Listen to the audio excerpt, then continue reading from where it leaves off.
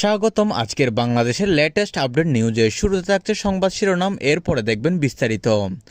সমন্বয়কদের নতুন দল এনসিপি নিষিদ্ধের জন্য 24 ঘন্টা সময় দিল সেনাপ্রধান ওয়াকারুজ্জামান। শেখ হাসিনা এখনও দেশের বৈধ প্রধানমন্ত্রী, বললেন রাষ্ট্রপতি শাহাবুদ্দিন চুপ্পু।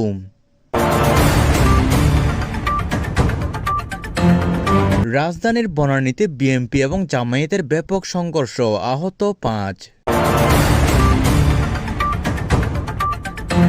সমন্বয়কদের দল এনসিপিকে বাটপাড়ের দল বলে ঐক্যজোট থেকে সরে দাঁড়ালেন বিপিনুরের দল গণ অধিকার পরিষদ। জাতিসংঘ থেকে ঘোষণা, আওয়ামী লীগ ছাড়া নির্বাচন হবে না। এতক্ষণ শুনলেন সংবাদ শিরোনাম, এবার দেখবেন বিস্তারিত। এবার সেনাপ্রধান ওয়াকারুজ্জামানের কঠোর আল্টিমেটাম, এনসিপি নিষিদ্ধ না হলে ব্যবস্থা নেওয়া হবে। বাংলাদেশের রাজনৈতিক অঙ্গনে যেন ঝড় বয়ে যাচ্ছে। আজ দুপুরে সেনাপ্রধান ওয়াকারুজ্জামান এক বিস্ফোরণ বিবৃতি দিয়ে ঘোষণা করেছেন, সমন্বয়কদের নতুন দল এনসিপি অর্থাৎ ন্যাশনাল সিটিজেন পার্টি আগামী 24 ঘন্টার মধ্যে নিষিদ্ধ না হলে সেনাবাহিনী দেশের নিরাপত্তা রক্ষায় নিজস্ব সিদ্ধান্ত নিতে বাধ্য হবে। এই ঘোষণার পর থেকে গোটা দেশ জুড়ে তীব্র আলোচনা ও আতঙ্ক ছড়িয়ে পড়েছে। সেনাপ্রধান বলেন, যে দল রাষ্ট্রীয় শৃঙ্খলা ভেঙে দিতে চায়, যারা জনগণের রক্তের উপর রাজনীতি করে, তাদের জন্য এই দেশের মাটিতে জায়গা নেই। রাজধানী থেকে শুরু করে প্রত্যন্ত গ্রাম পর্যন্ত শুধু একটাই প্রশ্ন, এনসিপি এর ভাগ্য কী ঘটে যাচ্ছে।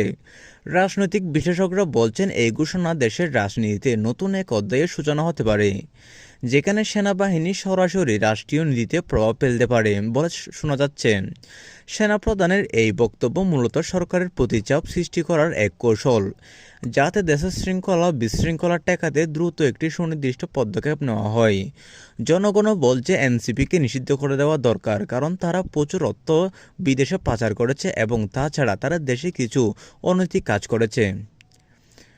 রাষ্ট্রপতি শাহাবুদ্দিন চুপ্পুর ঘোষণা, শেখ হাসিনা এখনও বাংলাদেশের বৈধ প্রধানমন্ত্রী। রাজনৈতিক উত্তেজনার মধ্যে জাতির সর্বোচ্চ পদ থেকে এলো আরেকটি গুরুত্বপূর্ণ ঘোষণা। রাষ্ট্রপতি মোহাম্মদ শাহাবুদ্দিন চুপ্পু আজ সন্ধ্যায় বঙ্গভবনের সাংবাদিকদের উদ্দেশ্যে বললেন, সংবিধান অনুযায়ী শেখ হাসিনা এখনও বাংলাদেশের বৈধ প্রধানমন্ত্রী, তার সরকার বৈধ, তার সিদ্ধান্ত রাষ্ট্রীয়ভাবে চূড়ান্ত। রাষ্ট্রপতির এই মন্তব্যে যেন নতুন করে প্রাণ ফিরে পেল আওয়ামী লীগপন্থী নেতাকর্মীরা। তবে বিরোধী শিবিরে নেমে এসেছে নিস্তব্ধতা। অনেকে বলছেন, রাষ্ট্রপতির এই বক্তব্যের ফলে বিরোধী দলের আন্দোলনের যুক্তি অনেকটা দুর্বল হয়ে গেল। রাজনৈতিক বিশেষজ্ঞরা মনে করছেন, রাষ্ট্রপতির এই ঘোষণা কেবল একটি রাজনৈতিক বার্তা নয়, এটি মূলত সেনাবাহিনী ও রাজনৈতিক শক্তিগুলোর মধ্যে ক্ষমতার ভারসাম্য রক্ষা এক ধরনের সূক্ষ্ম প্রচেষ্টা। কারণ সেনাপ্রধানের আল্টিমেটাম ঠিক পরে রাষ্ট্রপতির এই মন্তব্য একটি বড় বার্তা বহন করেছে। রাষ্ট্র এখনও শেখ হাসিনার নিয়ন্ত্রণে রয়েছে বলে জানা যাচ্ছে। অন্যদিকে বনানীতে রণক্ষেত্র, বিএনপি ও জামায়াতের সংঘর্ষে আহত 5। রাজধানীর বনানী আজ পরিণত হয়েছিল যেন এক অগ্নিগর্ভ যুদ্ধক্ষেত্র। দুপুরের পরপরই বিএনপি ও জামায়াতের দুই পক্ষের মধ্যে ব্যাপক সংঘর্ষ ছড়িয়ে পড়ে। দুদল একে অপরের উপর ইটপাটকেল, লাঠি, এমনকি আগুনও ব্যবহার করেছে বলে জানা গেছে। পুলিশ সূত্রে জানা যায়, অন্তত 5 জন গুরুতর আহত হয়ে হাসপাতালে ভর্তি হয়েছে, যাদের মধ্যে 2 জনের অবস্থা আশঙ্কাজনক। বনানী থানার ওসি সাংবাদিকদের বলেন, আমরা শান্তিপূর্ণভাবে পরিস্থিতি নিয়ন্ত্রণের চেষ্টা করছি, তবে উস্কানিমূলক আচরণের কারণে সংঘর্ষটি ভয়াবহ রূপ নেয়। ঘটনাস্থলে অতিরিক্ত র্যাব ও পুলিশ মোতায়েন করা হয়েছে, দোকানপাট বন্ধ করা হয়েছে, রাস্তায় সাধারণ মানুষ আতঙ্কে ছুটছে আশ্রয়ের খুঁজে। বিশ্লেষকরা বলছেন, রাজধানীতে এ ধরনের সহিংসতা রাজনৈতিক অনিশ্চয়তাকে আরও ঘনীভূত করছে এবং এটি আগাম নির্বাচন বা সরকার বিরুদ্ধে আন্দোলনের জন্য এক ভয়াবহ পূর্বাভাস হতে পারে বলে জানা যাচ্ছে। অন্যদিকে ঐক্যজোটে ভাঙন, এনসিপিকে বাটপাড়ের দল আখ্যা দিয়ে সরে দাঁড়ালো গণ অধিকার পরিষদ অর্থাৎ বিপিনুরের দল। রাজনৈতিক অঙ্গনে আরেক দফা ভূমিকম্প ঘটে গেছে আজ বিকেলে। সমন্বয়কদের দল এনসিপি অর্থাৎ ন্যাশনাল সিটিজেন পার্টিকে বাটপাড়ের দল বলে অভিহিত করলেন বিপিনুরের দল গণ অধিকার পরিষদ। ঐক্যজোট থেকে আনুষ্ঠানিকভাবে সরে দাঁড়িয়েছে। এক সংবাদ সম্মেলনে বিপিনুর স্পষ্ট ভাষায় বলেন, আমরা এমন কোনো জোটে থাকব না যেখানে নেতৃত্বের নামে লুটপাট চলে, যেখানে জনগণের রক্তের উপর ব্যবসা হয়। এই ঘোষণা দেওয়ার পর সামাজিক যোগাযোগ মাধ্যমে তীব্র প্রতিক্রিয়া শুরু হয়েছে। এনসিপি নেতারা একে রাজনৈতিক নাটক বলে অভিহিত করেছেন এবং গণ অধিকার পরিষদকে সরকারের দালাল হিসেবে চিহ্নিত করেছেন। রাজনীতিবিদরা বলছেন এই বাঙ্গন সমন্বয় জোটের ভবিষ্যৎকে একেবারে অনিশ্চিত করে তুলেছে।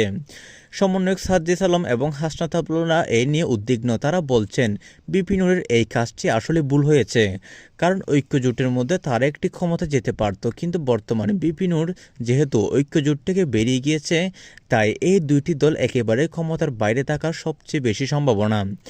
দেশের রাজনৈতিক মানচিত্রের নতুন জোট গঠনের সম্ভাবনা নাকি এক জোরালো হয়ে উঠেছে, এই নিয়ে জনগণ এখনও ভাবছে।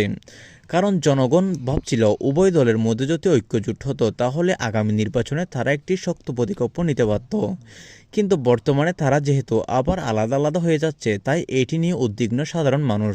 তারা বলছেন এভাবে হলে তারা সামনে নির্বাচনে 2টি আসনও পাবে না। এই নিয়ে থাকছে বিস্তারিত। জাতিসংঘের হুঁশিয়ারি, আওয়ামী লীগ ছাড়া নির্বাচন বৈধ হবে না। সর্বশেষে সবচেয়ে বড় বার্তা এসেছে আন্তর্জাতিক মহল থেকে। জাতিসংঘের এক জরুরি সংবাদ বিজ্ঞপ্তিতে বলা হয়েছে, বাংলাদেশ আওয়ামী লীগকে বাদ দিয়ে যদি নির্বাচন আয়োজন করা হয় তাহলে আন্তর্জাতিকভাবে অবৈধ ও অগ্রহণযোগ্য বলে বিবেচিত হবে। ঘোষণায় আরও বলা হয়েছে, বাংলাদেশের গণতন্ত্র রক্ষায় একটি অন্তর্বর্তীমূলক নির্বাচন পরিহার্য। কোনো প্রধান দলকে বাদ দিয়ে নির্বাচন আয়োজন করা মানে গণতান্ত্রিক প্রক্রিয়ার অপমান। এ বক্তব্যের পর দেশীয় রাজনীতিতে পরপর বিশেষ নিস্তব্ধতা নেমে এসেছে। বিরোধী দলগুলো হতাশ, সমর্থকরা উল্লাসিত। রাজনৈতিক বিশ্লেষকরা বলছেন, জাতিসংঘের এই বক্তব্য আসলে বাংলাদেশের অভ্যন্তরীণ রাজনীতিতে আন্তর্জাতিক প্রভাবের নতুন অধ্যায় সূচনা করেছে।